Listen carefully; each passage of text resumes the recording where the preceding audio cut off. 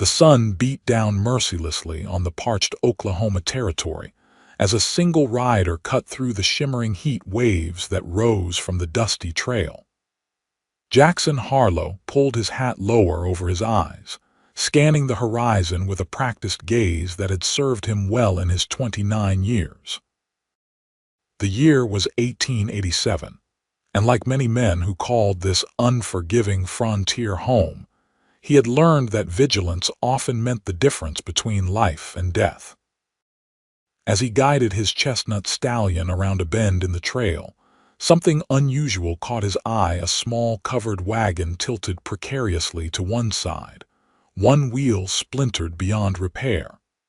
But it wasn't the wagon that made Jackson spur his horse forward.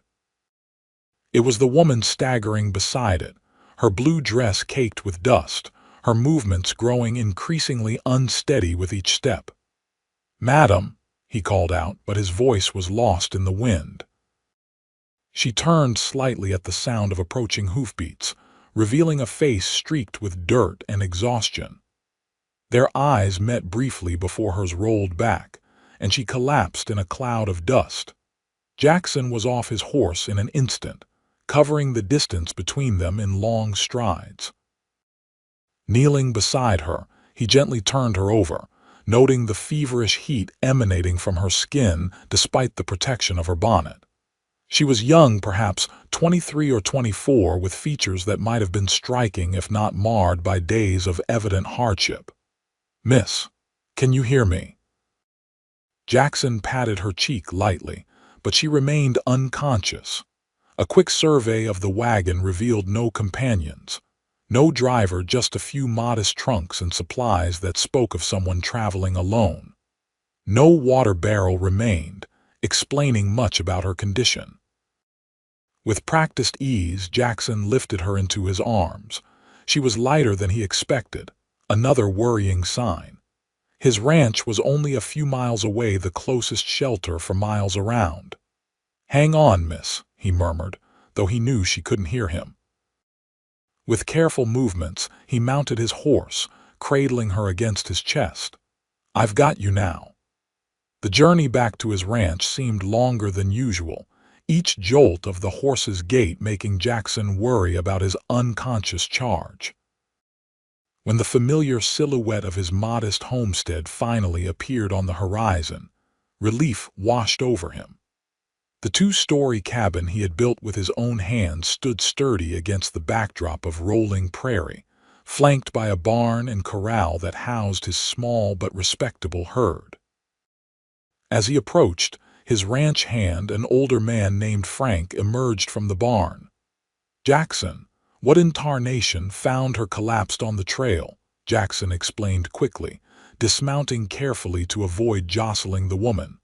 "She needs water and rest. Quick now." Frank hurried ahead to open the door, concern etched across his weathered face. "Poor thing looks half dead from the heat." "Get Doc Miller if she doesn't improve by morning," Jackson instructed, carrying her into the house and directly to the small guest room he rarely used. The room was simple but clean, with a bed covered in a quilt Jackson's mother had made years ago. He laid the woman down gently, removing her bonnet to reveal honey-brown hair matted with sweat and dust. "Bring water, clean cloths, and whatever food we can spare that might be easy on an empty stomach," he told Frank, who nodded and disappeared to fulfill the request. Jackson dampened a cloth from his own canteen and began to clean the dust from her face. As the dirt gave way, he was struck by the delicate features revealed beneath high cheekbones, a small straight nose, and lips parched from dehydration. There was something vulnerable yet resilient about her that stirred an unfamiliar protective instinct within him. When Frank returned with the requested supplies, Jackson gently lifted the woman's head and pressed a water-soaked cloth to her lips. At first, there was no response, but after a moment, her lips parted slightly. "That's it," he encouraged softly, allowing small amounts of water to trickle into her mouth. "Easy now." After several minutes of this careful hydration, her eyelids fluttered open, revealing eyes the color of summer sky. Confusion clouded her gaze as she tried to focus on his face. "Where?" Her voice was barely a whisper. "You're safe, miss. My name is Jackson Harlow. You collapsed on the trail and I brought you to my ranch. You're suffering from heat exhaustion and likely hunger too." She attempted to sit up but immediately fell back with a groan, one hand pressing against her temple. "Best lie still for now," Jackson advised. "What's your name, if you don't mind my asking?" She swallowed with difficulty. Beatrice Montgomery." "Well, Miss Montgomery, you need rest and nourishment. I've got some broth heating up for you, and there's more water here." He indicated the pitcher Frank had brought. "Do you think you could manage a few spoonfuls of broth?" Beatrice nodded weakly, and Jackson helped her to a slightly more upright position, propped against the pillows. When Frank brought in a steaming bowl of broth, Jackson dismissed him with a nod of thanks and turned his attention back to his patient. "I can feed myself," Beatrice protested feebly, attempting to reach for the spoon. Jackson raised an eyebrow at her trembling hand. "No offense intended, Miss Montgomery, but I doubt you could get that spoon to your mouth without spilling it all over yourself and my mother's quilt." A faint flush colored her cheeks. "I don't want to be a burden." "It's no burden," he replied, dipping the spoon into the broth and carefully bringing it to her lips. "You need your strength." After a moment's hesitation, she accepted the spoonful, then another. Jackson felt an unexpected satisfaction watching color gradually return to her face as she took nourishment from his own table food he had hunted, vegetables he had grown. "Thank you," she said softly after finishing half the bowl. "I don't know what would have happened if you hadn't come along." Jackson set the bowl aside. "What were you doing out there alone, if you don't mind my asking? These parts aren't kind to solitary travelers, especially not women." Beatrice's eyes darkened with what appeared to be painful memories. "I was traveling to meet my uncle in Silverton. He's my only remaining family." She paused, seeming to weigh how much to share with this stranger. "My driver abandoned me 3 days ago, took the horses and most of the supplies. Said he found a better opportunity in some mining town we passed." Jackson's jaw tightened with anger at the nameless man. "That's a hanging offense, leaving a woman to die like that." "I managed for a while," she continued. "Had some water, a little food. Thought I could make it to the next settlement on foot. I miscalculated." "Indeed you did," Jackson agreed, but there was no judgment in his voice. "Well, you'll stay here until you're well enough to travel, and then I'll see about getting you safely to your uncle." Beatrice's eyes widened. "I couldn't impose. It's not an imposition," he interrupted firmly. "It's basic human decency, something your former driver was sorely lacking." She studied his face for a moment, as if trying to determine his motives. Whatever she saw there must have reassured her, because she nodded slowly. "Thank you, Mr. Harlow." "Jackson," he corrected. "If you're going to be staying under my roof, might as well use my given name." A ghost of a smile touched her lips. "Jackson, then, and I'm Beatrice, not Miss Montgomery." "Beatrice," he repeated, liking the way the name felt. "Rest now. We can talk more when you're stronger."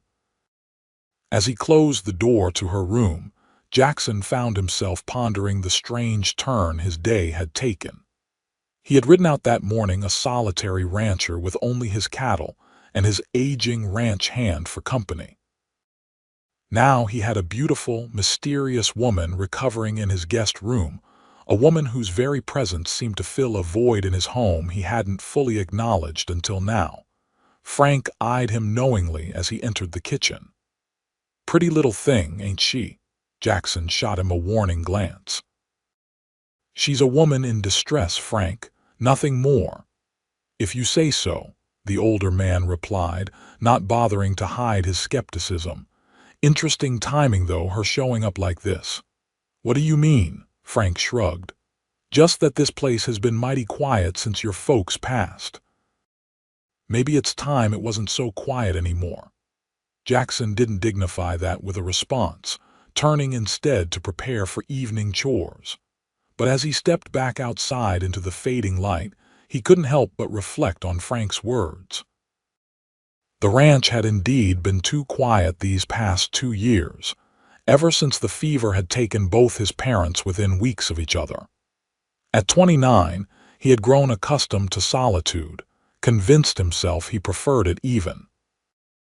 Yet something about Beatrice Montgomery's presence under his roof stirred long-dormant feelings, a reminder of what a home should feel like, filled with more than just the echoes of his own footsteps. Shaking off such uncharacteristically sentimental thoughts, Jackson headed toward the barn.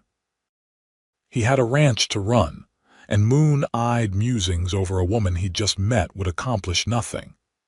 Still, he found himself quickening his evening chores, eager to return to the house where she rested. When dawn broke the following morning, Jackson was already up, having slept fitfully.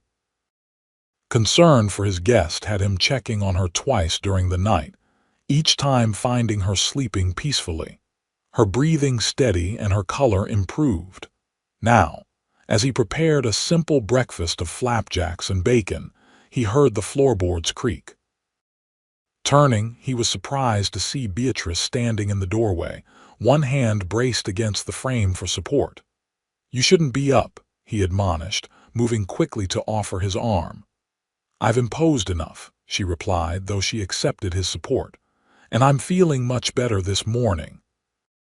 Looking at her more closely, Jackson had to admit she did look improved.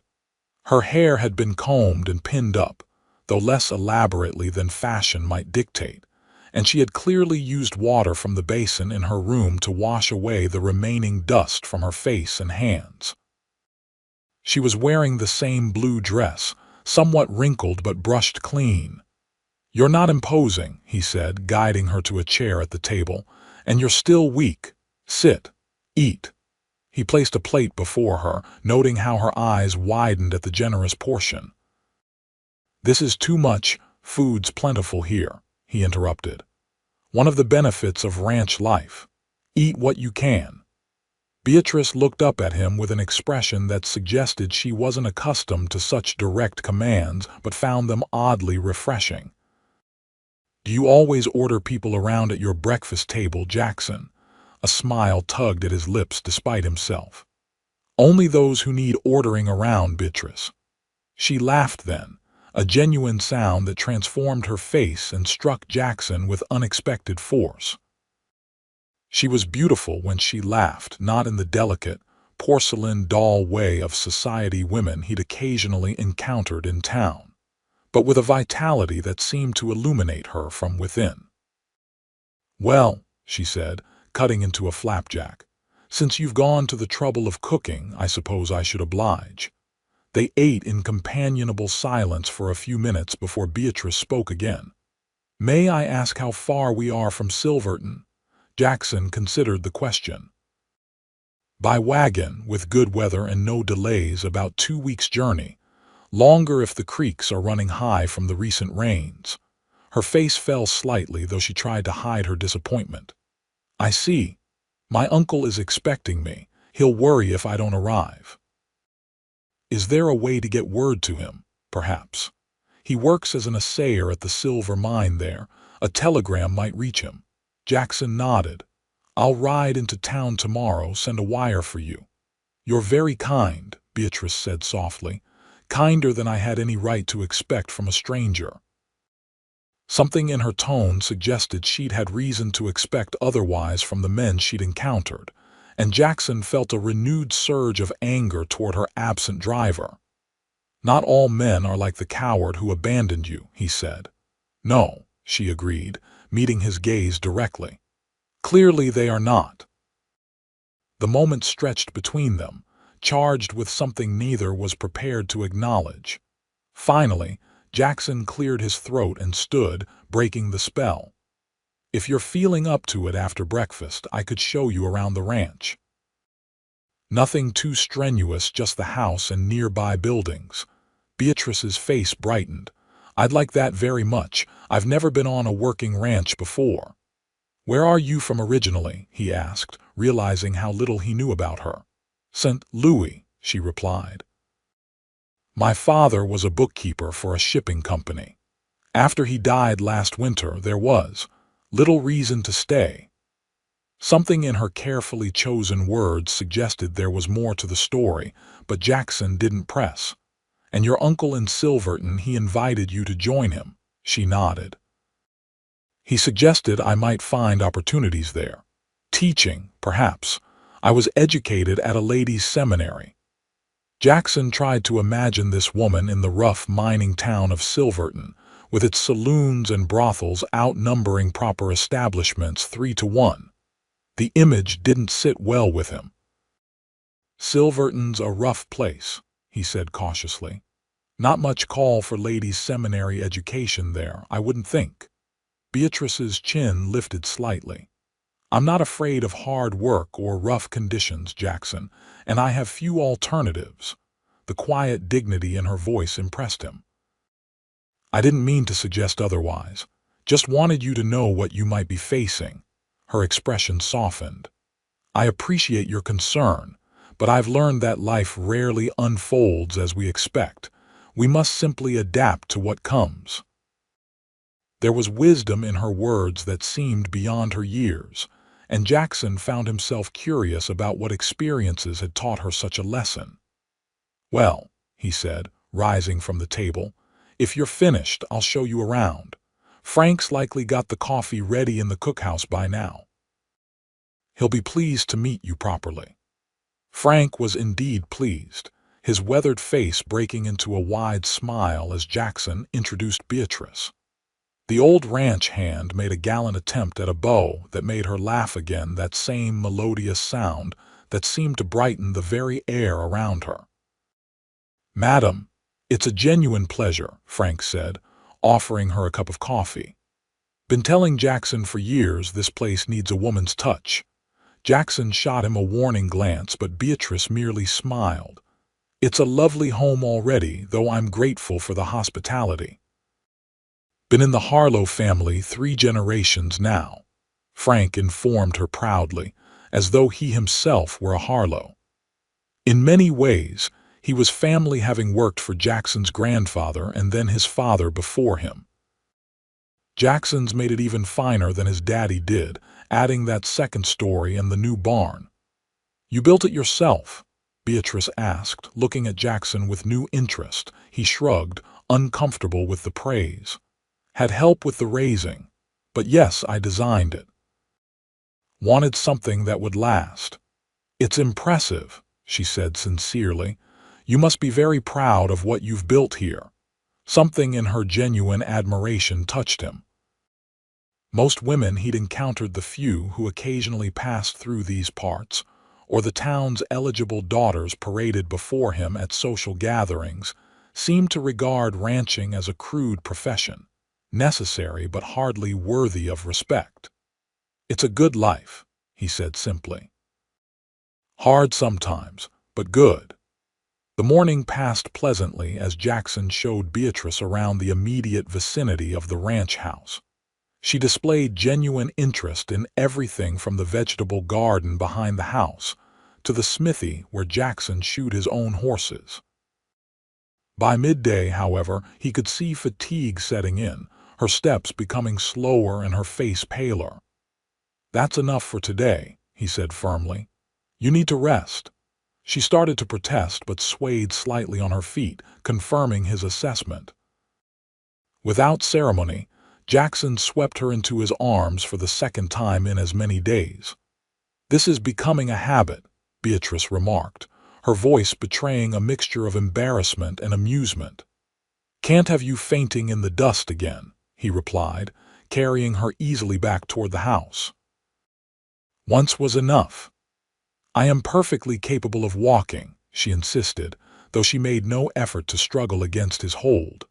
I'm sure you are, when you're not recovering from nearly dying of thirst and exhaustion.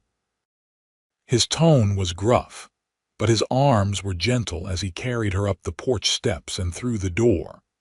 Inside the cool interior of the house, he set her down carefully on the sofa in the small parlor rather than taking her directly to her bedroom.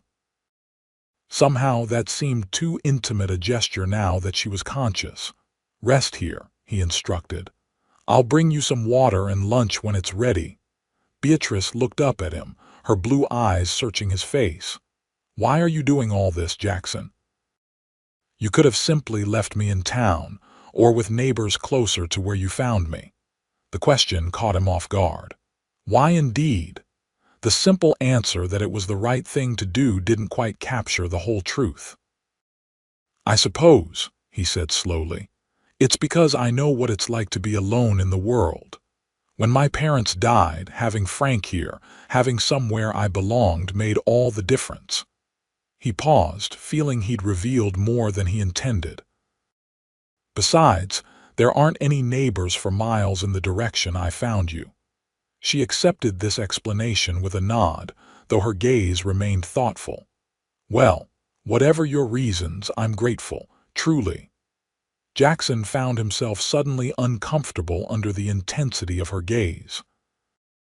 "I should see to the cattle," he said abruptly. "Frank will be within earshot if you need anything before I return." He retreated from the house, unsettled by the strange emotions this woman stirred in him. Attraction. Certainly he wasn't dead after all, and Beatrice Montgomery was undeniably beautiful. But there was something more, something he couldn't quite name that made him simultaneously want to be near her and keep his distance. Out in the pasture, checking on a pregnant heifer, Jackson tried to make sense of his conflicted feelings. It had been a long time since he'd allowed himself to think of a woman as anything more than a passing acquaintance. His life was here, on this land, with responsibilities that left little room for courtship or marriage. Yet he couldn't deny that Beatrice's presence had awakened something long dormant within him, a reminder that his careful, solitary existence might not be all life had to offer. "Fool," he muttered to himself. "She's here by circumstance, not choice, and she's bound for Silverton as soon as she's well enough to travel." Still, as he made his way back to the house hours later, he found himself taking extra care with his appearance, washing the dust from his face and hands at the pump, and running fingers through his dark hair in a futile attempt to tame it. Inside, he found Beatrice not resting as he'd instructed, but seated at the kitchen table with Frank, peeling potatoes with practiced efficiency. "What's this?" he asked, trying and failing to keep the disapproval from his voice. Beatrice looked up, a challenge in her eyes. "This is me earning my keep, Mr. Harlow. I told you to rest. And I did for a time, but I'm not an invalid, nor am I accustomed to idleness." She continued peeling, her movements deft and quick. "Frank has been kind enough to let me help with dinner preparations." Frank, the trader, merely shrugged at Jackson's glare. Lady wanted to help, didn't see the harm in it. "There's harm if she exhausts herself and ends up worse than before," Jackson argued. Beatrice set down her paring knife with deliberate calm. "I appreciate your concern, truly. But I assure you, peeling potatoes while seated at a table is well within my current capabilities." Her voice softened slightly. "Please, Jackson, I need to feel useful." Something in her plea resonated with him. Hadn't he thrown himself into work after his parents' deaths, needing the physical labor to keep his grief at bay? Perhaps her need to be active came from a similar place, a way to maintain control when life had proven how little control one actually had. "Fine," he conceded. "But if you start feeling faint again, I'll sit down immediately," she promised, then added with a slight smile, "Oh wait, I'm already sitting."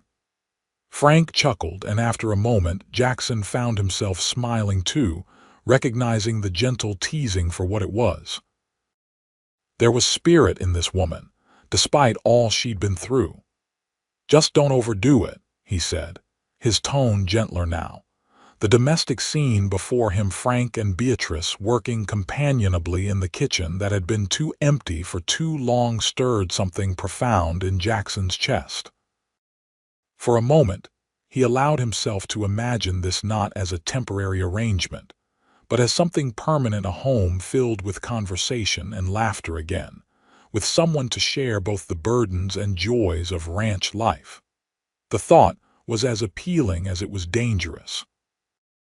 Beatrice was passing through his life, not setting down roots. To forget that would only lead to disappointment. Yet as they sat down to dinner that evening, the meal made more appetizing by Beatrice's contributions, Jackson found it increasingly difficult to remember that this was temporary. There was something about her that fit here, that complemented the life he had built, in a way he wouldn't have thought possible. Their conversation flowed easily, covering everything from books they had read to childhood memories. Beatrice, it turned out, had a quick wit and a surprising knowledge of topics ranging from literature to basic botany, the latter learned from her mother's extensive garden in St. Louis. "I've been thinking," Jackson said as they finished the apple cobbler Frank had proudly produced for dessert. "Your wagon, we should salvage what we can from it tomorrow. Your belongings, at least." Beatrice's expression brightened. "I would appreciate that. There isn't much, but what there is holds sentimental value. My mother's locket, some books, a few photographs." "We'll ride out first thing in the morning if you're up to it," Jackson decided. "Should be cooler then and we can be back before the worst heat of the day." "I'd like that," she said, then hesitated. "Though I'm not much of a rider." Jackson considered this. "We could take the buckboard, but it's slower. Or you could ride with me on Jupiter." Frank made a suspiciously cough-like sound that Jackson ignored. "I think I'd prefer riding with you," Beatrice admitted. "If it's not too much trouble, the buckboard looks rather bouncy." "It is that," Jackson agreed, ignoring the implications of having her pressed against him for the hour-long ride. "We'll leave after breakfast then." That night, as he lay in his bed listening to the familiar sounds of the prairie night, Jackson found himself oddly restless. The woman sleeping down the hall had upended his carefully ordered existence in just 2 days. What might happen if she stayed longer? And why did that prospect both excite and terrify him? Morning came with a clear sky that promised another scorching day ahead. Jackson was already up and dressed when he heard movement from Beatrice's room, followed by her appearance in the kitchen. She had managed to refresh her appearance remarkably well given her limited possessions, and had fashioned her honey-brown hair into a simple but becoming style. "Good morning," she greeted him, a touch of shyness in her manner that hadn't been present the day before. Perhaps she too had been thinking about their planned ride together. "Morning," he replied, pouring her a cup of coffee.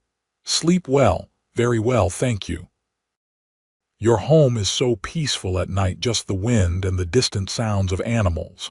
It's soothing." Jackson nodded, understanding exactly what she meant. "City folks sometimes find it too quiet, but to me, it's never really silent, just a different kind of music than town provides." Beatrice smiled at his poetic observation. "I think I prefer your music to the city's." They ate breakfast quickly, both aware of the rising temperature outside. When they finished, Jackson led her to the barn where Jupiter, his chestnut stallion, was already saddled and waiting. "He's magnificent," Beatrice said, approaching the horse cautiously. "And he knows it," Jackson replied with affection, patting the horse's neck. "Most gentle-natured stallion I've ever known, though. He'll behave himself." He showed her how to approach and let Jupiter become accustomed to her scent before helping her mount. Once she was settled in the saddle, he swung up behind her in one fluid motion, his arms coming around her to take the reins. The intimacy of their position wasn't lost on either of them.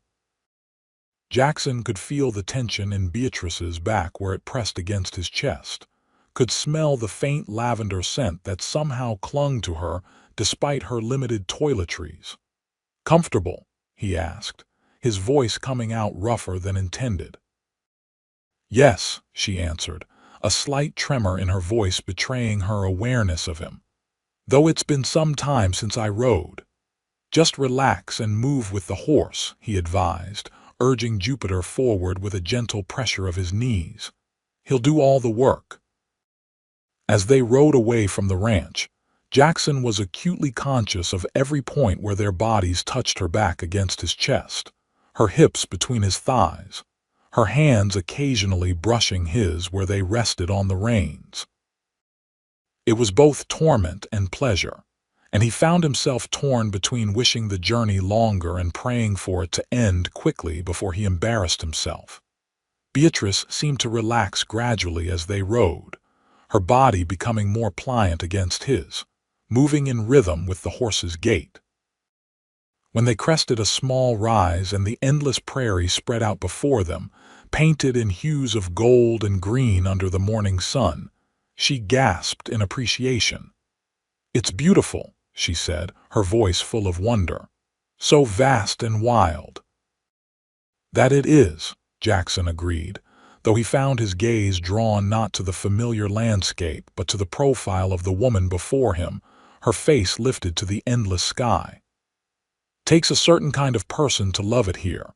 Many find it too empty, too harsh." "I don't find it empty at all," she replied thoughtfully. "Just spacious, room to breathe, room to be." Her words resonated with his own feelings about this land, surprising him. Few people, especially those city-bred, understood the appeal of the open prairie. They rode in companionable silence for a time, the rhythm of the horse's hooves and the whisper of the wind through the tall grass the only sounds. When they finally approached the site where Jackson had found her, Beatrice stiffened slightly in his arms. "It's strange," she said quietly. "I remember so little of that moment. Just the dust, the thirst, and then you." Jackson tightened his arms around her instinctively, a protective gesture he wasn't fully conscious of making. "Well, the wagon's still here at least.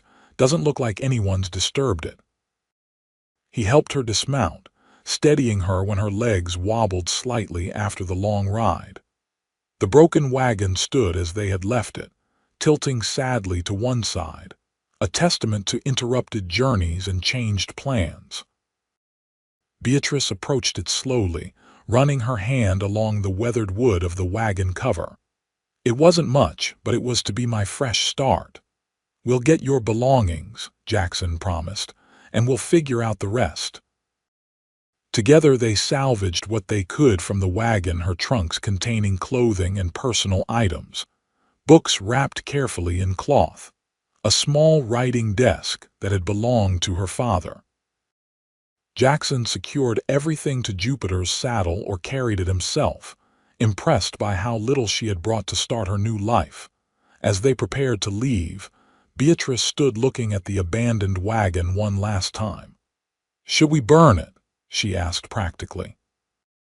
"It seems wrong to leave it here for someone else to salvage." Jackson considered the question. "We could, though the wood might be useful to someone truly in need, but you're right, better not to leave it as a lure for scavengers." They compromised by removing anything of potential value, the remaining good wheel, some of the metal fittings, the canvas cover, and loaded these onto Jupiter as well. The horse bore the additional burden stoically, though Jackson knew they would need to travel more slowly on the return journey. The ride back was indeed slower, and required them to stop once to rest the horse and rearrange their load. During this break, they sat in the shade of a lone cottonwood tree, sharing water from Jackson's canteen. "Tell me about your uncle," Jackson said, curious about the man Beatrice was traveling so far to reach. She took a sip of water before answering. "Uncle William is my father's younger brother. He left St. Louis years ago, seeking his fortune in the silver mines. He writes infrequently, but his last letter mentioned the need for a teacher in Silverton, the previous one having left to get married. She paused. He's a good man, though I haven't seen him since I was a child. When Father died and the creditors took our home, he was the only family member who offered help. Jackson noted the careful way she referenced her father's death and the loss of their home. There was more to that story, he was certain, but he didn't press. "And you're sure Silverton is where you want to be?" he asked instead. "There are other towns, other opportunities that might suit you better." Beatrice studied him for a moment. "Are you suggesting I have alternatives I haven't considered, just making an observation?" "Silverton's a mining town, rough around the edges. A woman alone." "A woman alone must make her way as best she can," she finished for him, a touch of steel entering her voice. "I have few illusions about what awaits me there, Jackson, but I have even fewer options." The resignation in her tone bothered him more than he cared to admit. Before he could respond, however, she continued in a lighter voice. "Besides, I'm not without skills. I can teach, so keep accounts. I'm not afraid of hard work." "I never suggested you were," Jackson said. "Just that there might be places better suited to a woman of your refinement." She laughed at that, though the sound held little humor. "Refinement doesn't put food on the table or a roof over one's head. I learned that lesson when my father died." There it was again, that hint of a painful story she wasn't sharing. Jackson wanted to know more, but sensed this wasn't the time to push. "We should head back," he said instead, rising and offering her his hand. "Heat's building, and we've still got a ways to go." The remainder of the journey passed in relative silence, both lost in their own thoughts. By the time they reached the ranch, the sun was high overhead and Beatrice was clearly exhausted, though she tried to hide it. Frank emerged from the cookhouse as they rode in, hurrying over to help unload the salvaged items. "Looks like you had some success," he observed, eyeing the pile of belongings. "Everything that mattered," Beatrice confirmed, allowing Jackson to help her down from the horse. Her legs buckled slightly as she touched the ground, and he kept a steadying arm around her waist. "You should rest," he told her. "We can sort through these things later." For once, she didn't argue, a testament to how truly tired she must be. Jackson escorted her to the house, concern growing as he felt her leaning more heavily against him with each step. "I'm fine," she insisted, seeing his worried expression. "Just need to sit for a moment." But as they entered the relative coolness of the house, Beatrice swayed dangerously. Jackson caught her before she could fall, sweeping her into his arms once more. "This really is becoming a habit," she murmured, her attempt at lightness undermined by the weakness in her voice. "One I'd prefer to break," he replied, carrying her to her room. "You're pushing yourself too hard." He laid her gently on the bed, pulling off her boots and drawing a light blanket over her despite the warmth of the day. Her face was pale, with 2 spots of color high on her cheekbones that worried him. "Rest," he commanded softly. "I'll bring you water and something to eat when you wake." She nodded, her eyes already closing. Jackson lingered a moment longer than necessary, watching the rise and fall of her chest, reassuring himself that she was merely exhausted, not ill. Outside her room he found Frank waiting, concern evident in the old man's weathered face. "She all right?" he asked. "Exhausted," Jackson replied. "The ride was too much, too soon after her collapse." Frank nodded sagely. "Pretty little thing's got more spirit than strength right now. Need to build her up before she tackles anything more strenuous." The casual way Frank spoke of building up Beatrice's strength, as though her stay was to be extended indefinitely, caught Jackson's attention. "She'll be moving on to Silverton once she's recovered," he reminded his ranch hand and himself. Frank merely raised an eyebrow. "If you say so, boss." Jackson chose to ignore the skepticism in the older man's tone. I'm riding into town tomorrow to send a telegram to her uncle. We need supplies anyway. Whatever you say, Frank agreed, in a tone that suggested he was humoring his employer. I'll keep an eye on her while you're gone. The next morning, Jackson rose early, checking on Beatrice before he left. She was still sleeping soundly, her color better than the previous day. He left a note explaining his absence and asking her to take things easy while he was gone. The ride to town took just over 2 hours at a steady pace. Clearwater was little more than a wide spot in the trail, a general store that doubled as a post office, a saloon, a blacksmith, and a handful of other buildings strung along a dusty main street. Still, it was the closest thing to civilization for miles around, and Jackson visited about once a month for supplies and mail. At the general store, he arranged for the supplies they needed and then sent a telegram to Beatrice's uncle in Silverton, explaining the situation and assuring him of his niece's safety. Then, duty done, he found himself lingering in town longer than necessary, speaking with neighbors he encountered, and even stopping for a rare drink at the saloon.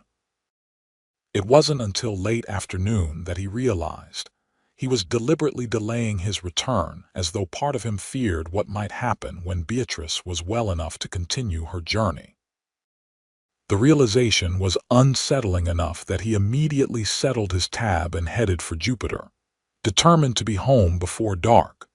The sun was just beginning to set when he rode into the ranch yard, casting long shadows across the buildings and bathing everything in golden light.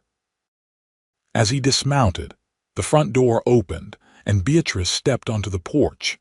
The sight of her, framed in the doorway of his home with the setting sun turning her hair to burnished gold, struck Jackson with the force of a physical blow. She was wearing one of her own dresses now, a simple blue calico that complemented her eyes and had arranged her hair in a becoming style. But it was her smile, warm and welcoming, that truly arrested him. "You're back," she said, stepping forward to help him with the packages he carried. "We were beginning to worry. Got delayed in town," he explained, oddly pleased by her concern. "How are you feeling?" "Much better after a full day's rest," she assured him. "Frank kept me well fed and wouldn't let me lift a finger, though I managed to convince him I was capable of setting the table for dinner." Jackson smiled at the image of his gruff ranch hand fussing over Beatrice. "He means well. He's very kind," she agreed. "As are you. Was the telegram sent?" "It was. Your uncle should receive it tomorrow or the next day, depending on conditions."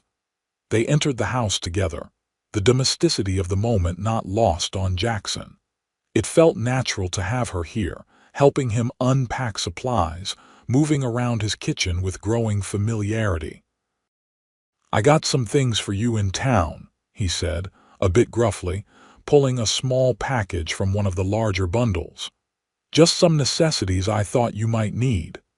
Beatrice accepted the package with surprise. Opening it, she found a hairbrush, a small mirror, a cake of lavender soap, and a pot of salve for her sun-chapped skin. "Jackson," she said softly, clearly touched by the thoughtful gifts. "This is so kind. You must let me repay you." "No need," he insisted. "Small things." But they weren't small to her. He could see that in her eyes. They were evidence that someone had thought about her comfort, her needs. Had it been so long since anyone had done that for her?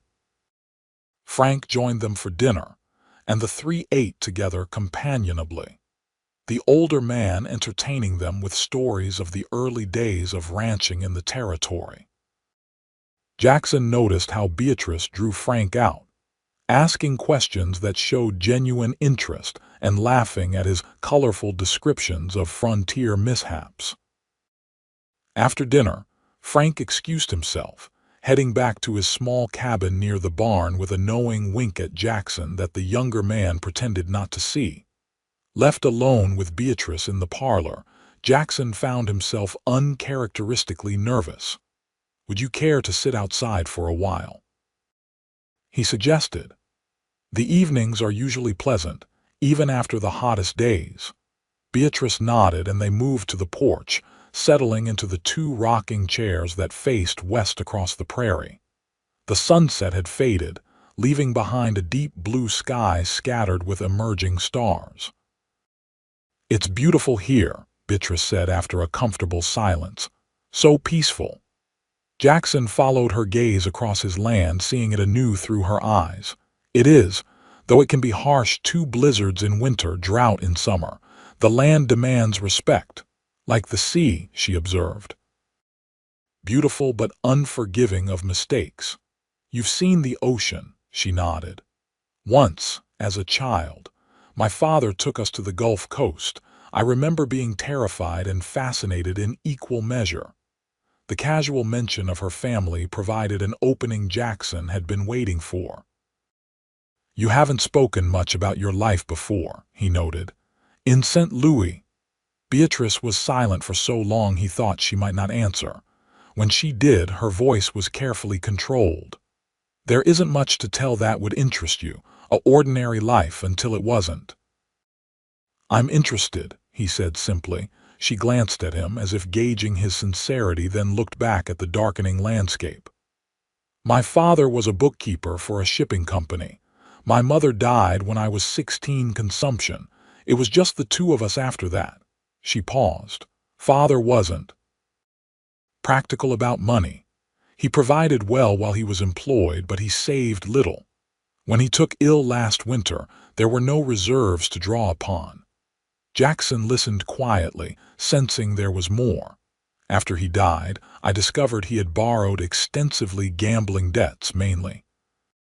The creditors took everything, including our home." Her voice remained steady, but he could hear the effort it cost her. "I had been teaching at a small girls' school, but the position paid barely enough for a single room. When Uncle William wrote suggesting I come to Silverton, it seemed the best option." "I'm sorry," Jackson said, inadequate words for the losses she had endured. Beatrice shrugged slightly. "Many have suffered worse. At least I had education and skills to fall back on. And family, however distant, willing to help." Her resilience impressed him deeply. Here was a woman who had lost everything and yet faced her uncertain future with courage and dignity. "Still," he said, "it couldn't have been easy, leaving everything familiar behind." "There was little familiar left to leave," she replied with a sad smile. "And sometimes a fresh start is what one needs." They fell silent again, watching as the stars multiplied across the vast canvas of the sky. Jackson found himself wanting to offer her something: comfort, security, a place where she might belong, but uncertain how such an offer would be received. "And you?" Beatrice asked eventually.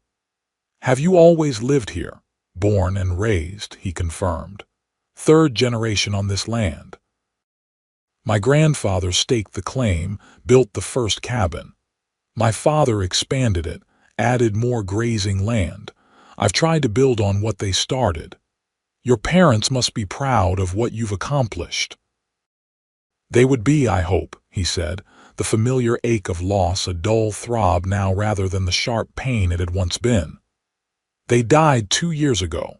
Fever took them both within weeks of each other." Beatrice turned to him, genuine sympathy in her eyes.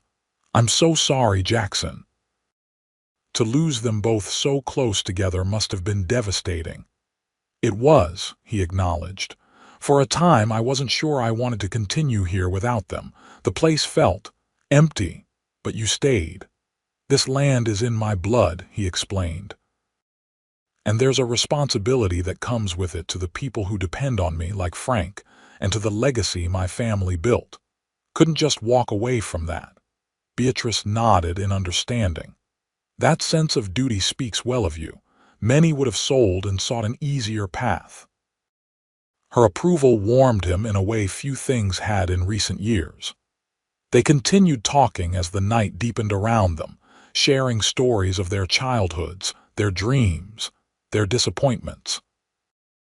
Jackson found himself revealing thoughts he had never articulated to anyone about his hopes for the ranch, his occasional loneliness, his deep connection to the land that sustained him. In turn, Beatrice spoke of her love of teaching, her passion for books, her desire to make a meaningful contribution despite the limited options available to women of her time. There was an intelligence and thoughtfulness to her that Jackson found increasingly captivating. It wasn't until the moon was high overhead that they realized how late it had grown. "We should go in," Jackson said reluctantly. "Tomorrow comes early on a ranch." Beatrice rose, but paused before entering the house. "Thank you for listening," she said softly. "It's been a long time since I've had someone to really talk with." "Same here," he admitted. In the doorway, she turned to face him, their bodies close in the narrow space. For a moment, Jackson hoped she might lean toward him, but instead she simply smiled and whispered, "Good night, Jackson." "Good night, Beatrice," he replied, watching as she moved down the hallway to her room, feeling as though something profound had shifted between them during those hours under the stars. The following days fell into a pleasant rhythm. Beatrice regained her strength rapidly, insisting on contributing to the household by cooking meals, mending clothes, and even helping in the vegetable garden behind the house. Jackson found himself lingering over breakfast, returning to the house for the midday meal when he normally would have eaten a cold lunch in the fields, and hurrying through afternoon chores to be back for dinner. Frank observed these changes with poorly concealed amusement, but said nothing beyond an occasional knowing glance that Jackson studiously ignored. The truth was, he wasn't ready to examine too closely the growing feelings Beatrice stirred in him. To do so would mean acknowledging that her eventual departure would leave a void far greater than he was prepared to face. A week after sending the telegram, a response arrived from Silverton. Jackson brought it back from town, handing it to Beatrice with a carefully neutral expression that belied the dread he felt. She read it quickly, her face showing relief, and then something more complicated. "Uncle William is glad to know I'm safe," she reported. "He says the teaching position is still available and to come when I'm able." She hesitated, then added, "He also says there's no great hurry as the school term doesn't begin for another month." Jackson tried not to show his relief at this reprieve. "Well, that's good news. Gives you more time to fully recover before undertaking the journey." "Yes," she agreed, though something in her tone suggested she was wrestling with her own conflicted feelings. "I should repay your hospitality by helping more around the ranch while I'm here." "You've already been a tremendous help," he assured her. "Frank says your cooking alone is worth whatever trouble you might be, which is high praise indeed from him." She laughed, the sound as delightful to him now as it had been the first time he heard it. "Frank is too kind." "But I mean it, Jackson. I don't want to be a burden." "You're not," he said firmly. "Having you here has been."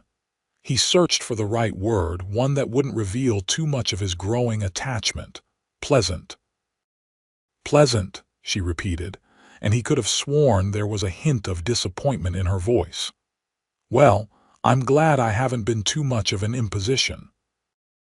Before he could clarify to explain that "pleasant" was a woeful understatement for the joy her presence had brought to his home. They were interrupted by Frank calling from outside about a problem with one of the horses. The moment passed, and Jackson found himself once again tongue-tied when it came to expressing his deepening feelings for Beatrice. She was a lady, educated and refined despite her recent hardships. What could he offer her that would compare to the opportunities awaiting her in Silverton or beyond? Yet as the days passed, he became increasingly aware of the way her eyes followed him when she thought he wasn't looking, the slight flush that colored her cheeks when their hands accidentally touched, the way she sought his company even when there was no practical reason to do so. These signs gave him hope that perhaps his feelings weren't entirely one-sided. 2 weeks after her arrival at the ranch, Jackson decided to host a small gathering, something he hadn't done since his parents' passing. The nearest neighbors, the Thompsons, lived 5 miles away, with 3 daughters around Beatrice's age. He thought she might enjoy female company for a change, and secretly hoped that seeing him through others' eyes might somehow enhance her opinion of him. When he suggested the idea, Beatrice's face lit up with enthusiasm. "That would be wonderful. I'd love to meet your neighbors. Not much in the way of society out here," he cautioned. "Just simple folk making a living off the land." "The best kind of people," she replied sincerely. "When shall we have them?" The "we" did not escape his notice, nor the way she immediately began planning what they might serve and how to prepare the house for company. It struck him how naturally she had stepped into the role of mistress of his home, and how right it felt to have her there. The day of the gathering arrived, and Jackson found himself unusually nervous as he dressed in his best shirt, one that had rarely seen use since his mother had made it for him 2 Christmases past. When he emerged from his room, he found Beatrice in the kitchen, putting final touches on a berry pie that filled the house with a mouth-watering aroma. She had dressed carefully as well, wearing a green dress he hadn't seen before, her hair arranged in a more elaborate style than usual. The sight of her, domestic and beautiful in his kitchen, hit him with the force of revelation. This was what he wanted, not just for today, but for all his tomorrows. "You look nice," he said, the words inadequate for what he truly felt. Beatrice turned, a smile lighting her face. "Thank you." "So do you. That blue brings out your eyes." The simple compliment pleased him far more than it should have. "Need any help with the preparations?" "Everything's under control," she assured him. "Frank's been invaluable. He's setting up tables outside under the cottonwood." The Thompsons arrived mid-afternoon, John and Martha, with their daughters Emma, Sarah, and young Lucy. They greeted Jackson warmly and looked with undisguised curiosity at Beatrice, whom Jackson introduced simply as Miss Montgomery, who's staying with us for a time. Martha Thompson, a practical woman with a kind face weathered by years of prairie life, took to Beatrice immediately. "So lovely to meet you, dear. We've been curious ever since Frank mentioned Jackson had a house guest." The knowing look she cast between Beatrice and Jackson made him realize that Frank had likely shared more than just the basic facts of Beatrice's presence at the ranch. Small communities thrived on such information, and he could practically see the speculation in Martha's eyes. The afternoon passed pleasantly, with a hearty meal served at tables set beneath the spreading branches of the old cottonwood tree. Jackson found himself repeatedly glancing at Beatrice, admiring the easy way she conversed with the Thompson girls, the genuine interest she showed in Martha's description of their small orchard, the respectful attention she paid to John's stories of the early days in the territory. She belonged here, he thought, not just at his ranch, but in this life, this community of hardworking people who valued honesty, resilience, and neighborliness above the social niceties of city life. After the meal, John pulled Jackson aside under the pretense of examining a new colt in the corral. "Fine woman, that Miss Montgomery," he commented, his tone casual but his eyes shrewd. "She is," Jackson agreed cautiously. "Martha thinks you've got intentions there." Jackson felt heat rise in his face. "It's not. She's on her way to Silverton to stay with her uncle." John raised an eyebrow. "Is that so? Seems mighty comfortable here already." "She needed time to recover after I found her collapsed on the trail," Jackson explained. "Her driver abandoned her, left her to die out there." "Shameful," John agreed with genuine indignation. "But fortunate for you, I'd say." "How do you mean?" The older man chuckled. Come now, Jackson. I've known you since you were knee-high to a grasshopper, never seen you look at a woman the way you look at her. And unless I'm losing my eyesight along with my hair, she looks at you the same way. Jackson stared at his neighbor, hope and uncertainty warring within him. You think so? I know so. Martha spotted it the minute we arrived. John clapped him on the shoulder. Question is, what are you going to do about it? It was a question Jackson had been avoiding for days. What could he offer Beatrice that would compare with the wider world she might experience elsewhere? A hard-working life on an isolated ranch was not what most women dreamed of. I don't know if this life would be enough for her, he admitted. John looked at him thoughtfully. Maybe that's for her to decide, not you. The simple wisdom in those words stayed with Jackson for the remainder of the afternoon and into the evening, as they bid farewell to the Thompsons with promises of future visits. When he and Beatrice were finally alone, clearing away the last of the dishes as dusk settled over the land, he found himself watching her with new eyes, John's words echoing in his mind. What is it? She asked, catching him staring. Do I have flour on my face? No, he said softly. Just thinking how natural you seem here, like you belong. A flush rose in her cheeks, but she didn't look away. It feels that way to me too sometimes, like I've found a place I didn't know I was looking for. The honesty in her words gave him courage. Beatrice, I've been thinking about your plans to go to Silverton. Her hands stilled on the dish she was drying. Yes. What if he began, then faltered, uncertain how to proceed? What if there were reasons to stay? Here, I mean. She set the dish down carefully, her eyes never leaving his face. What kind of reasons, Jackson? He took a deep breath. Me. Us. What's been growing between us these past weeks? The words hung in the air between them, impossible to take back. Beatrice's expression was unreadable for a long moment, and Jackson felt his heart hammering against his ribs. I've thought about that too, she finally said, her voice barely above a whisper. More than I should, perhaps. And, he prompted when she didn't continue. And I'm afraid, she admitted. Afraid of trusting in something that might not be real or lasting. We've known each other such a short time under unusual circumstances. Jackson moved closer, drawn by the vulnerability in her eyes. Some things don't need years to know they're true, Beatrice. Sometimes you just know. Do you? She asked, her voice catching. No, I mean. I know that before you came, this house was just a place to sleep. Now it feels like a home again. He reached for her hand, relieved when she didn't pull away. I know that the thought of you leaving makes me feel like I'm losing something precious I've only just found. Tears shimmered in her eyes, but she smiled through them. I've been telling myself it's foolish, that I'm just grateful to you for saving my life, for your kindness, that what I'm feeling isn't real. And now, he asked, hope rising in his chest. Now I'm not so sure, she confessed. When I think of leaving here, of leaving you, it feels wrong. Like I'd be walking away from something important, something true.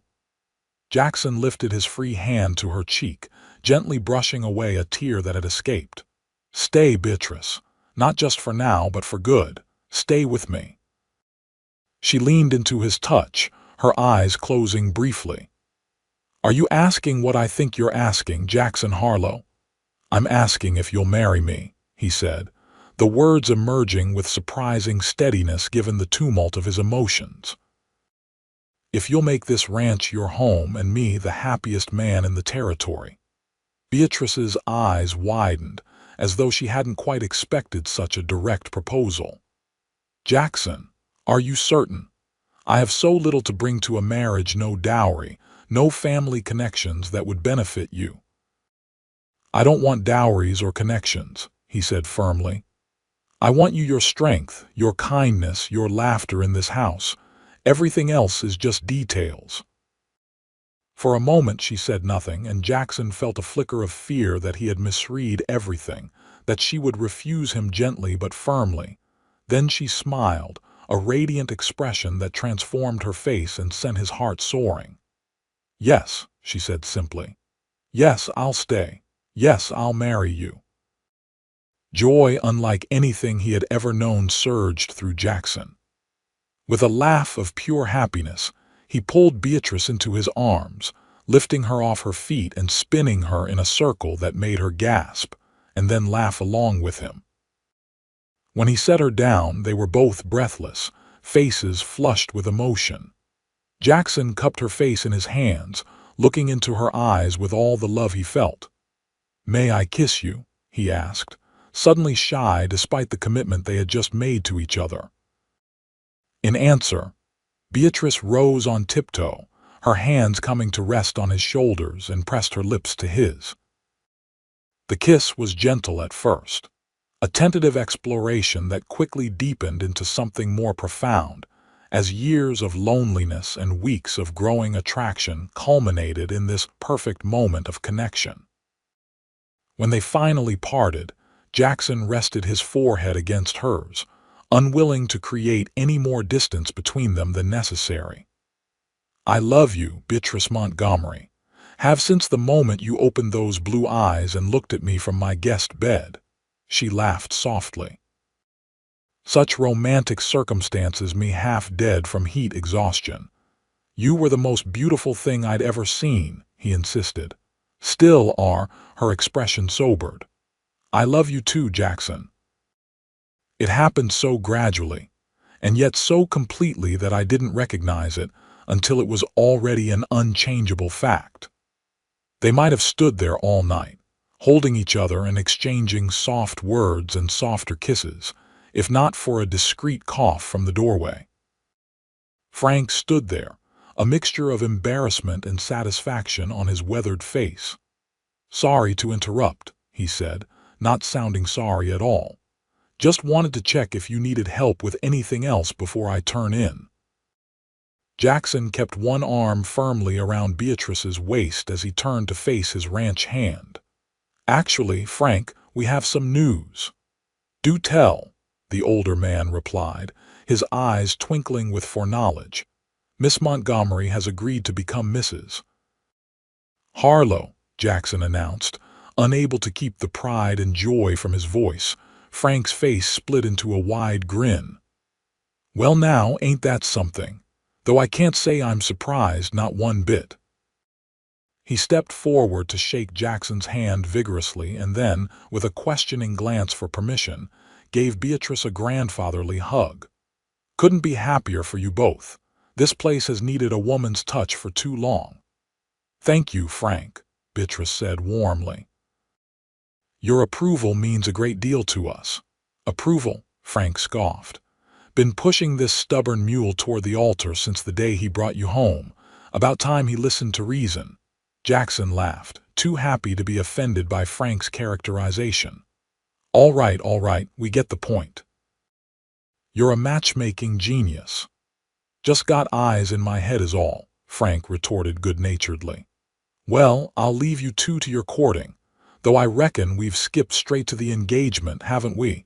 After Frank had gone, Beatrice turned back to Jackson with a thoughtful expression. "We should write to Uncle William," she said. "Let him know my plans have changed." "Of course," Jackson agreed, though part of him feared her uncle might object, might try to persuade her that marriage to a rancher she'd known only weeks was a mistake. Beatrice seemed to read his thoughts. "He'll be happy for me, Jackson. All he's ever wanted was for me to find security and happiness. I've found both with you." They composed the letter together that very night, sitting side by side at the small desk in the parlor. Beatrice wrote most of it, explaining her change in plans with a quiet confidence that reassured Jackson. When she signed it, she included a postscript inviting her uncle to visit as soon as he could manage the journey, to meet the man who would become her husband. "When shall we be married?" she asked as they sealed the envelope. "I don't need anything elaborate." "As soon as you like," Jackson replied. "Though I want to give you a proper wedding, not just a hurried ceremony at the justice of the peace in town." Beatrice considered this. What about here? At the ranch, under that beautiful cottonwood tree, with the Thompsons and Frank and anyone else you'd like to invite. The image appealed to him deeply, Beatrice becoming his wife in the place that meant most to him, surrounded by the land that would be their shared legacy. That sounds perfect. And perhaps your uncle could come for the ceremony. I'd like that, she agreed. It would mean waiting a few weeks for his reply and then his journey, but I think it would be worth it. I'd wait however long necessary, Jackson assured her, though the thought of delaying their marriage pained him. As long as I know you'll be mine in the end. She leaned into him, her head resting against his shoulder. I already am yours, Jackson Harlow. The ceremony will just make it official. The weeks that followed were among the happiest of Jackson's life. With their future decided, Beatrice blossomed even further, taking on responsibilities around the ranch with enthusiasm and competence. She began to learn to ride, insisting that a rancher's wife should be able to handle a horse on her own, and proved a quick study despite her initial nervousness. Word of their engagement spread quickly through the small community, bringing visitors bearing congratulations and gifts, jars of preserves, hand-sewn linens, practical items for their shared home. Jackson watched with pride as Beatrice charmed everyone she met, fitting seamlessly into the social fabric of frontier life. Uncle William's reply arrived 3 weeks after they sent their letter. It was brief but heartfelt, expressing genuine pleasure at Beatrice's news and promising to arrive in time for the wedding, which they had tentatively scheduled for the first Saturday in September, just over a month away. As the day approached, preparations intensified. Beatrice, with Martha Thompson's help, sewed a simple but elegant wedding dress from fine muslin ordered specially from St. Louis. Jackson, not to be outdone, commissioned a new suit from the tailor in town and even submitted to a proper haircut. The ranch itself was transformed under Beatrice's direction. Flowers from the small garden she had expanded were arranged throughout the house, new curtains hung at the windows, and the yard cleared and prepared for the gathering that would follow the ceremony. The night before the wedding, with Uncle William safely arrived and staying in the guest room, Jackson found Beatrice sitting alone on the porch, gazing at the star-filled sky. Having second thoughts, he asked lightly, though a part of him feared her answer. She turned to him with a smile that dispelled his concerns instantly. Not a single one, just marveling at how life can change so completely in such a short time. He sat beside her, taking her hand in his. For the better, I hope. Beyond anything I could have imagined, she assured him. When I started that journey to Silverton, I was desperate, Jackson, alone with few prospects and little hope. Now, she gestured around them at the ranch, the land, the life they were building together. Now I have everything I never knew I wanted. As do I, he said softly. You know, when I found you that day, collapsing in the dust, all I thought I was doing was helping someone in need. I had no idea I was finding the other half of my heart. Beatrice leaned against him, a now familiar and cherished gesture. It's strange to think that if my driver hadn't abandoned me, if my wagon wheel hadn't broken, if you hadn't happened along that particular trail at that particular moment, we might never have met. I don't believe that, Jackson said with sudden conviction. I believe we were meant to find each other one way or another. This was just the path that brought us together. A romantic cowboy, she teased gently. Who would have thought? Only with you, he admitted. Only ever with you. They sat together in companionable silence, watching as a shooting star traced a brilliant path across the heavens. Tomorrow, they would be husband and wife, beginning a shared journey that would last a lifetime. But tonight, in this peaceful moment under the vast prairie sky, They were simply two souls who had found in each other the home they had always sought. The wedding day dawned clear and warm, a perfect September morning. Jackson, banished from the house early by Martha Thompson, and the other women who had come to help Beatrice prepare, spent the morning with Frank and John, nervously checking and rechecking the arrangements for the ceremony and the celebration to follow. "Settle down, son," John advised with amusement. "Everything's ready and that girl isn't going anywhere except down the aisle to you." "I know," Jackson acknowledged, adjusting his collar for the dozenth time. "Just want everything to be perfect for her." "It will be," Frank assured him. "Because you'll be there waiting, and that's all she cares about." By mid-afternoon, guests had begun to arrive, neighboring ranchers and their families, the storekeeper from town and his wife, even Doc Miller, who had never been needed for Beatrice, but had become a friend during her time at the ranch. They gathered beneath the cottonwood tree, where simple wooden benches had been arranged facing an arch twined with late summer wildflowers. Jackson took his place at the front, Uncle William beside him in his role as both Beatrice's family representative and the man who would perform the ceremony, having been a justice of the peace in his younger days before seeking his fortune in silver. And then, as the soft notes of a fiddle played by one of the neighbors began, Beatrice appeared on the porch of the house. Jackson's breath caught in his throat at the sight of her, radiant in her simple white dress, carrying a bouquet of prairie flowers. Frank, in his best suit, offered his arm to escort her to the ceremony, an honor that had brought tears to the old ranch hand's eyes when Beatrice had requested it. As she walked toward him, Jackson felt a sense of rightness so profound it nearly overwhelmed him. This woman, who had fainted in the dust before him just months ago, was now walking toward a future they would build together. The journey that had brought her to him had been marked by hardship and loss, but what lay ahead was full of promise and love. When she reached him, Frank placed her hand in Jackson's with a gruff, "Take care of her, boy," that made those nearby smile. "With my life," Jackson promised, meaning every word. The ceremony itself was simple but deeply meaningful. Uncle William spoke of commitment and partnership, of the special bond that forms when two people choose to face life's challenges together. When the time came for their vows, Jackson and Beatrice had each prepared their own words, a departure from tradition that felt right for their unique circumstances. "Beatrice," Jackson began, his voice steady despite the emotion welling within him. "When I found you on that trail, I thought I was offering shelter to a stranger in need.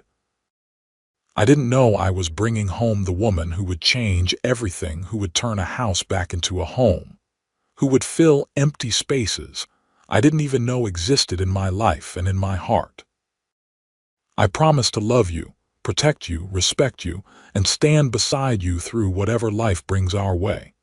This ranch, this land, everything I have and everything I am is yours now and always." Tears shimmered in Beatrice's eyes as she began her own vows.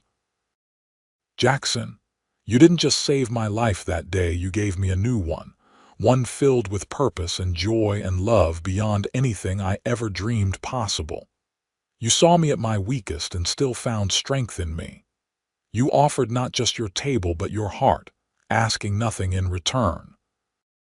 I promise to be your partner in all things, to make our home a place of warmth and welcome, to face both good times and hard with courage and faith. My heart, my hands, my future all belong to you, freely and completely." When Uncle William pronounced them husband and wife, Jackson drew Beatrice into a kiss that sealed their promises, heedless of the cheers and applause around them. In that moment, there was only the two of them and the life stretching before them, a life born from a chance encounter on a dusty trail but built on the solid foundation of genuine love and mutual respect. The celebration that followed was joyous and lasted well into the evening. There was food aplenty, music and dancing, and toasts to the bride and groom that ranged from heartfelt to humorous. Jackson watched with pride as Beatrice moved among their guests, her genuine warmth and interest in others evident in every interaction. "You've done well for yourself, young man," Uncle William commented, joining Jackson as he observed his new wife charming a group of neighboring ranchers. "She's a special woman, my niece." "That she is," Jackson agreed. "I still can't quite believe she chose me." William chuckled. "Having seen the way she looks at you, I have no such doubts. You've given her something she's never really had before, a place where she truly belongs." "And she's given me the same," Jackson replied. "Funny how life works sometimes, isn't it? If her wagon hadn't broken down, if I hadn't ridden that particular trail that day." "Some might call it chance," William mused. "I prefer to think of it as providence." As the evening drew to a close and guests began to depart, Jackson sought out Beatrice, finding her bidding farewell to the Thompson family. "Mrs. Harlow," he said, still savoring the sound of her new name, "may I have the honor of escorting you home?" She turned to him with a smile that made his heart skip. "You may indeed, Mr. Harlow. After all, it's your home too." "Our home," he corrected, taking her hand in his, "now and always." As they walked together toward the house, their house now in every sense, Beatrice paused to look back at the land stretching around them, bathed in the silver light of a rising moon. "It's beautiful," she said softly. "All of it." Jackson followed her gaze, seeing their ranch through her eyes, the sturdy buildings he had built with his own hands, the fertile fields, the distant silhouettes of grazing cattle.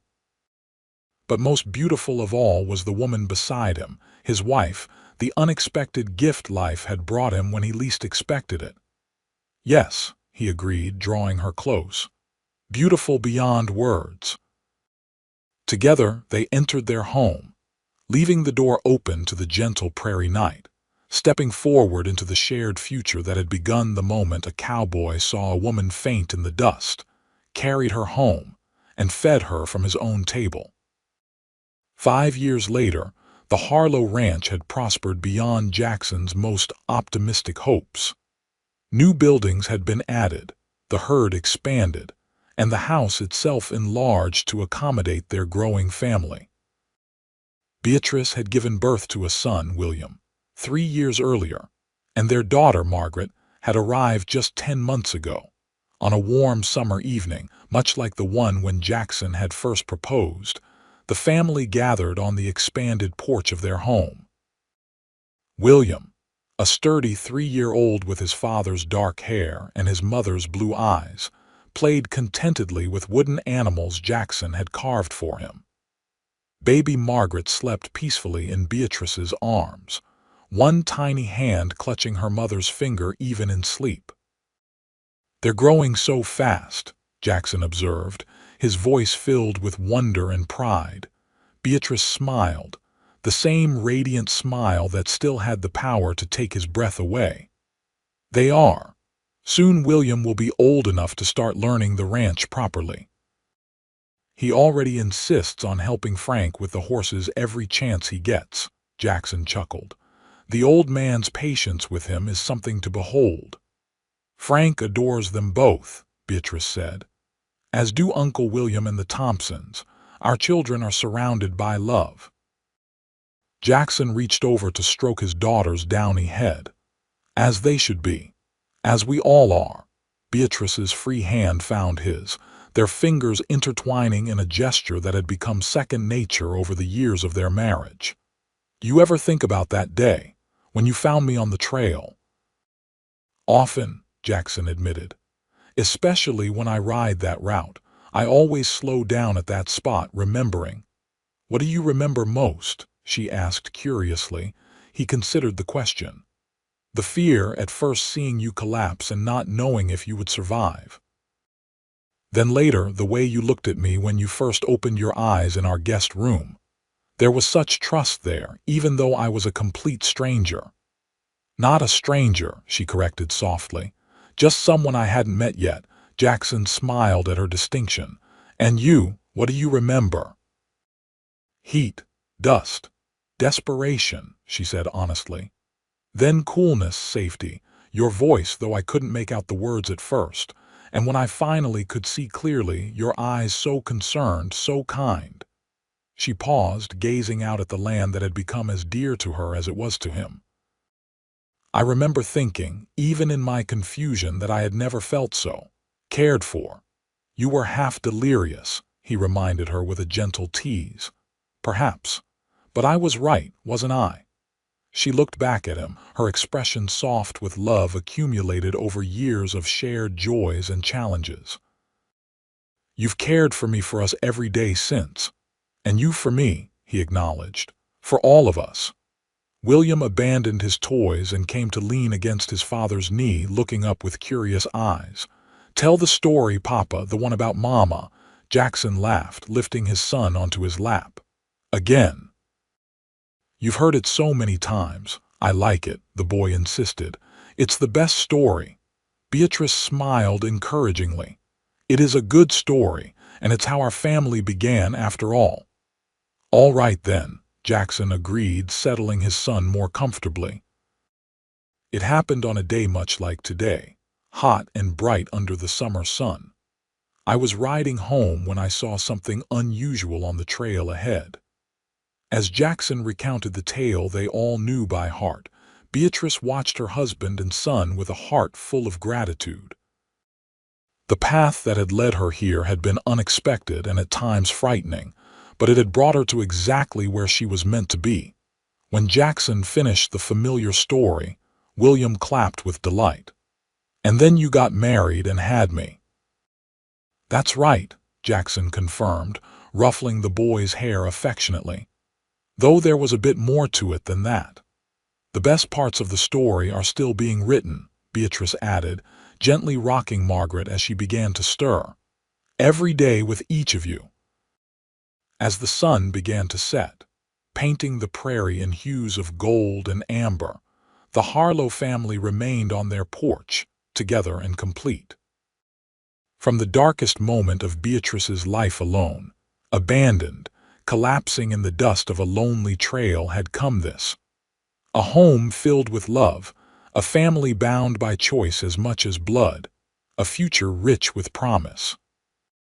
And it had all begun with a simple act of kindness, a cowboy who saw a woman in need and offered not just shelter and sustenance, but ultimately his heart and his life. In the vastness of the western frontier, where distances were measured in days and human connections were precious, they had found in each other the greatest treasure of all. A love that had transformed them both, that had built a home where once there was only a house, that had created a family where once there had been solitude.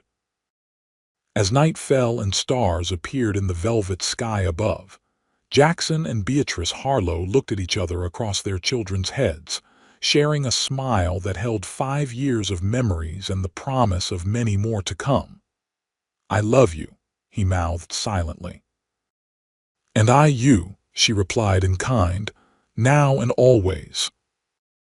In the gentle darkness of the prairie night, their love born of chance, nurtured by choice, strengthened by years together, shone as steadily and surely as the stars overhead, a beacon of hope and happiness in the wild and beautiful land they called home.